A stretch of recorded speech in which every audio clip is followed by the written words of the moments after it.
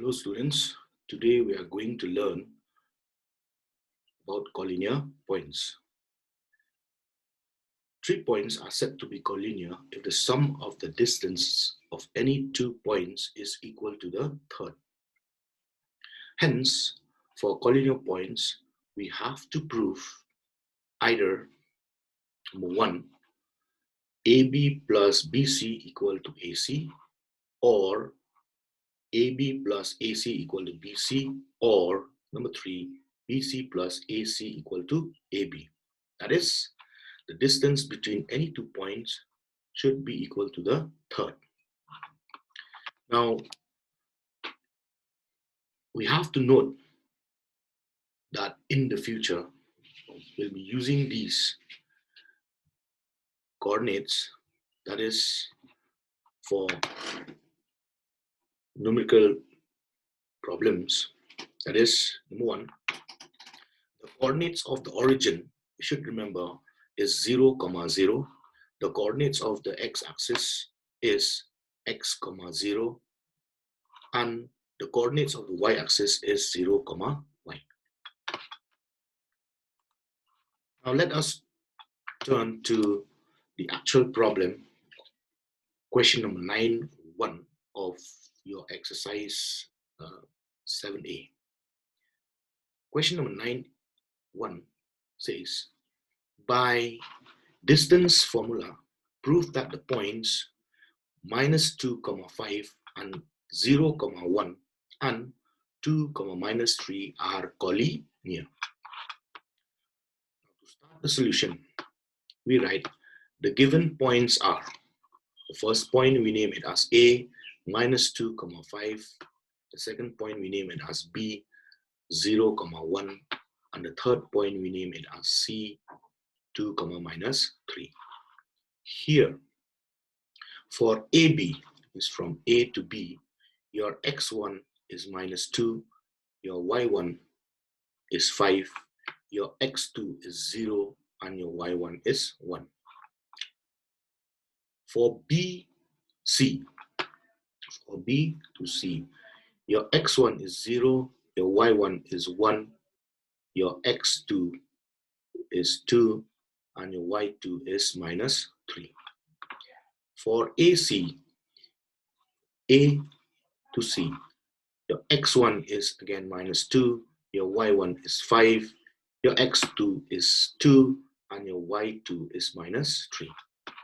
Now, distance AB is equal to, by using the distance formula, we have square root of x2 minus x1. Your x2 is 0 minus your x1 is -2. So we have your -2 whole thing square, plus your y2 is 1 and your y1 is 5. So we write 1 minus 5 whole thing square. In the next line, we have square root of. Now 0 minus minus is plus, so 0 plus 2, we get 2 square, plus, again, 1 minus 5 is -4, so we have here -4 whole thing square. The next line we have square root of, since 2 square is 4, so we write here 4 plus -4 square is 16, so we write here 16. This is equal to square root of 20. This is equal to, we make square root of 20 into mixed radicals, we have 2 root 5 units. Now we take BC. For BC, again, use the distance formula, we have square root of x2 minus x1 whole thing square. That is, your x2 for BC. For BC, your x2 is 2 minus your x1 is 0 whole thing square, plus your y2 is -3 minus your y1 is, so y1 is 1, so -3 minus 1 whole thing square. This is equal to square root of, since 2 minus 0 is 2, so we have here 2 whole thing square, plus, and here -3 minus 1 is -4, so we have here -4 whole thing square. So in the next line we have square root of, since 2 square is 4, we write here 4, plus, since -4 square is 16, so we write here 16. This is equal to square root of 20. Again, if you convert square root of 20 into mixed radical, we have 2 root 5 units. Now for AC, we have square root of, again, x2, your x2 is 2 minus your x1 is minus 2. So we have x2 minus x1 whole thing square plus your y2 is minus 3 minus your y1 is 5. So we have your minus 3 minus 5 whole thing square. This is equal to the next line we have, since 2, there are 2 signs here, minus minus becomes plus. So we have here 2 plus 2, that is 4 whole thing square plus. Again, here we have minus 5, minus 5, this becomes minus 8, so we have here minus 8 whole thing square. This is equal to square root of, now 4 squared is 16, so we write here 16 plus minus 8 square, we have 64, so we write here 64 is equal to square root of, now 16 plus 64, if you add together, we get 80, so we write here square root of 80 is equal to, now square root of 80, if you make it into mixed radicals, we have 4 root 5 units. Now, what we see here is, if you look at AB, we have 2 root 5, and BC it is again 2 root 5. So therefore, what we have here, if you add together AB plus BC, we have 2 root 5 plus 2 root 5, which is equal to 4 root 5. Now this 4 root 5 alone, it belongs to 4 root 5 of AC as well. That means this AB plus BC, it is equal to AC.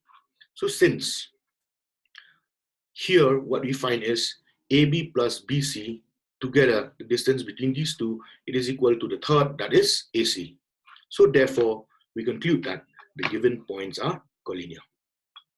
Hence, I hope so you have understood this portion of the explanation. Now, there are similar questions in your textbook, so I'm giving you as homework. And this is question number 9, 2, and question number 3, which are similar. So I request you to kindly do it yourself. Now, let us come to question number 10, 1, which says, find a point on the x-axis which is equidistant from 7, 6 and minus 3, 4. Now for a solution, we write, let p x, 0. Now, since in the question it says x-axis, as I have told you earlier, that x-axis, its coordinates are x, 0. So this point x-axis, we name it as P, and its coordinate to be x, 0, because the question says x-axis. So we write here, let P x, 0 be equidistant from first point which is given, we write A, 7, 6, and second point, we name it as B minus 3, 4. So here, for PA, means from P to A, we have your x1 is x and your y1 is 0. Your x2 is 7 and your y2 is 6. For PP, that means from P to B, again, your x1 is x and your y1 is 0, whereas your x2 is minus 3 and your y2 is 4. So according to the question, now if you look back to the question, it says this point x is equidistant from A, and this point is equidistant as well from B. So according to the question, from PA should be equal to PB. Now, in the next line, from P to A, we use the distance formula. We have square root of x2 minus x1. Your x2 for PA is 7 minus your x1 is x whole thing square plus your y2 is 6 minus your y1 is 0 whole thing square. It is equal to square root of, for PB, your x2 is minus 3 minus your x1 is x whole thing square plus Your y2 is 4 minus your y1 is 0. So we have your 4 minus 0 whole thing squared. Now, we are squaring both sides of the equation. Now, if you square this two sides of the equation, this square root sign will get cancelled, and whatever is left will be what is inside the square root sign. So after squaring both sides, we have 7 minus x whole thing square plus 6 minus 0 whole thing square equal to minus 3 minus x whole thing square plus 4 minus 0 whole thing square. That means the square root sign gets cancelled each other. The next line we have, since 7 minus x whole thing square, this is in the form of a minus b whole thing square. So we expand this. We have 7 squared, that means a square, minus 2 into a into b, that is 2 into 7 into x, plus b squared, that means x squared, plus, again here, we have 6 minus 0, that is 6. So we have here 6 squared is equal to, again here we have minus 3x minus x. This is again in the form of a minus b whole thing square. So we expand using a square minus twice ab plus b square. We have your a here is minus 3. So we have a squared, that means minus 3 whole thing square, minus 2ab. Your 2a, your a is minus 3. So we write here minus 3 into your b is x. So we write here x plus b square, means since your b is x, so we write here x squared, plus, now 4 minus 0 is 4, so we have here 4 whole thing square. It is equal to, opening up the bracket, we have 7 squared is 49, so we write here 49 minus 2 into 7 into x, we have 14x, so we write here 14x, plus x, open up the bracket, we have x squared, plus again 6, if you square we have 36. It is equal to, again here, minus if you square you get plus, 3 if you square you get 9, so we write here 9. Again here, minus into minus we get plus, again 2 into 3 into x we get 6x, plus here x if you square you get x squared, plus 4 if you square you get 16. This implies that now here this 49 and 36 if you plus together you get 85, so we write here 85 minus left is 14x. Now, again, we have here 6x on the right side of the equation. This 6x, we bring it this side, which becomes minus 6x, equal to, again here, 9 and 16, we get 25. So we add together, we write here 25. This is equal to, now minus 14x minus 6x. Now this 85, we take it to the right hand side. Since it is plus, so it becomes minus. So we have here minus 14x minus 6x equal to 25 minus 85. Now minus 14 and minus 6, minus 14x and minus 6x, we get minus 20x. It is equal to, again here, 25 minus 85 is 60. And since minus is greater, so we have here minus 60. Therefore, here x is equal to, now this minus and minus on both sides, they get cancelled. We're left with 60 divided by 20. So 20 we go 3 times to get 60. So therefore we have x equal to 3. Hence the required point on the x-axis, since we have written here point is x comma 0, your x we get here 3, so we write here 3 into comma, your x is 3 comma your y is 0.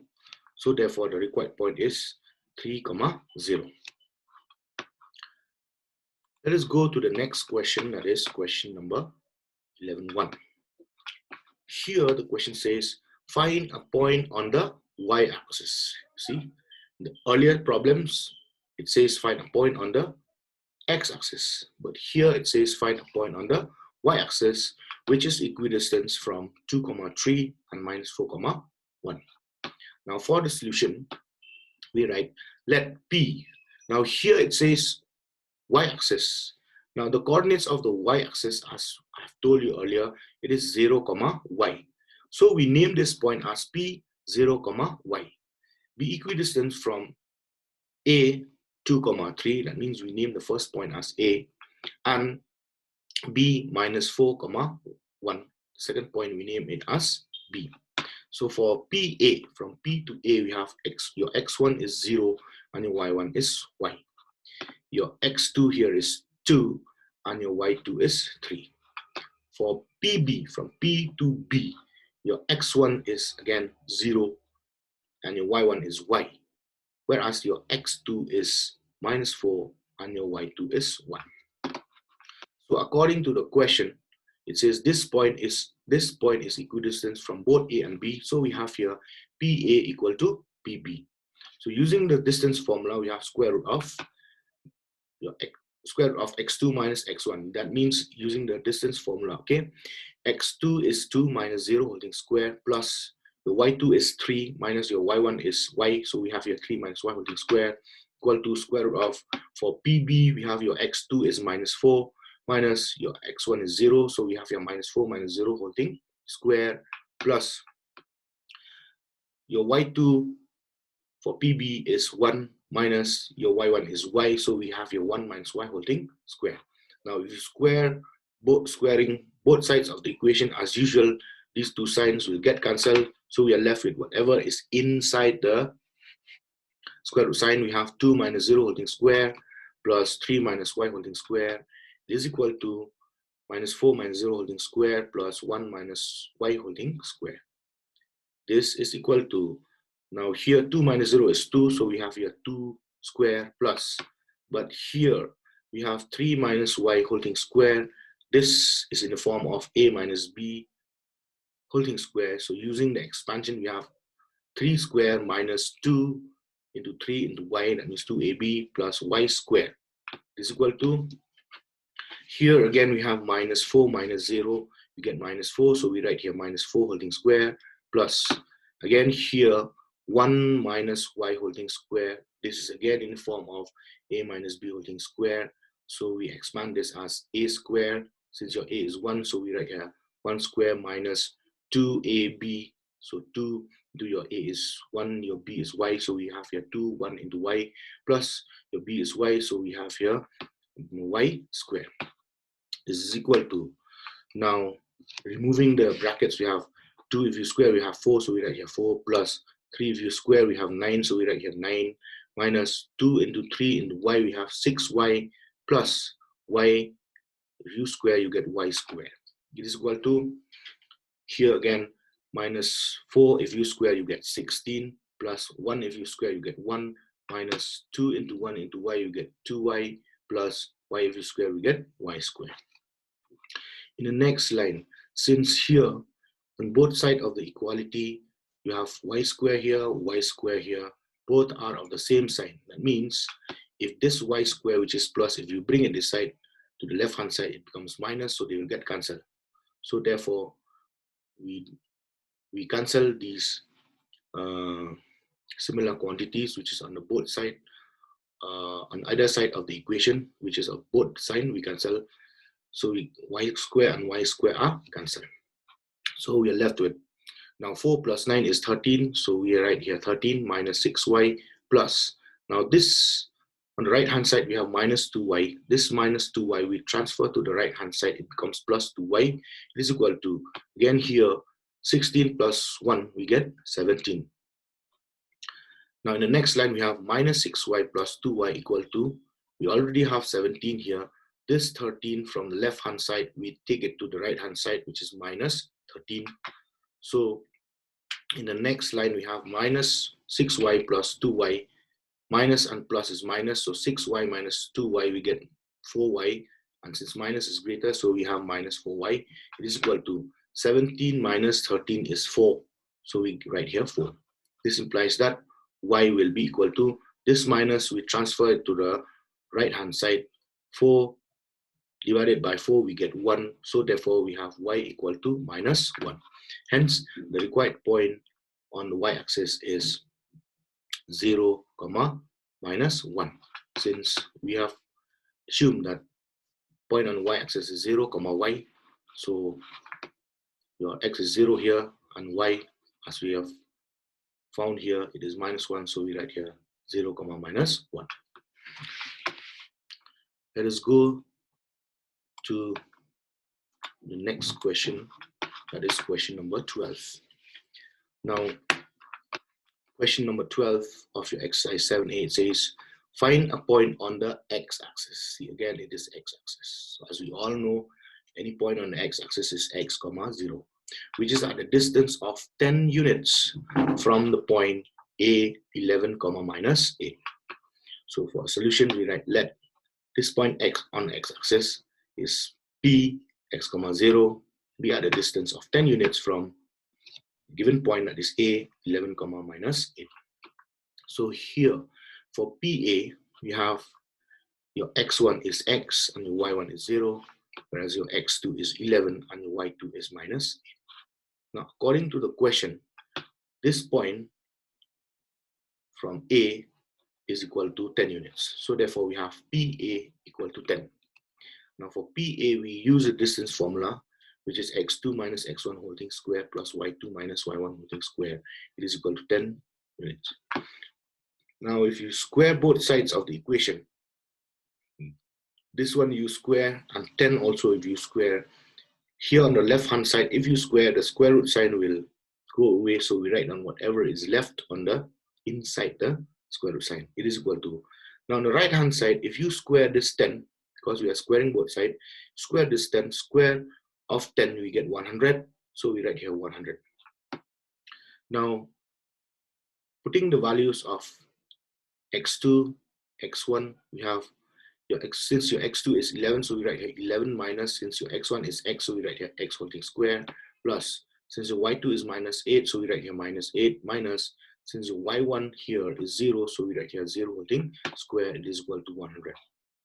Now, next line, here, since this is in the form of a minus b whole thing square, so we write here a square, that is 11 square, minus 2 into ab, that is 2 into 11 into x, plus b square, that means x square, plus.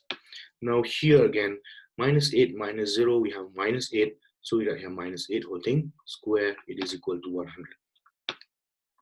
Next line we have, you square 11, we have 121, minus, here if you take the product, 2 into 11 into x, we have 22x, plus x squared, plus, minus if you square, you get plus, 8 if you square, you get 64, so we write here 64, it is equal to 100.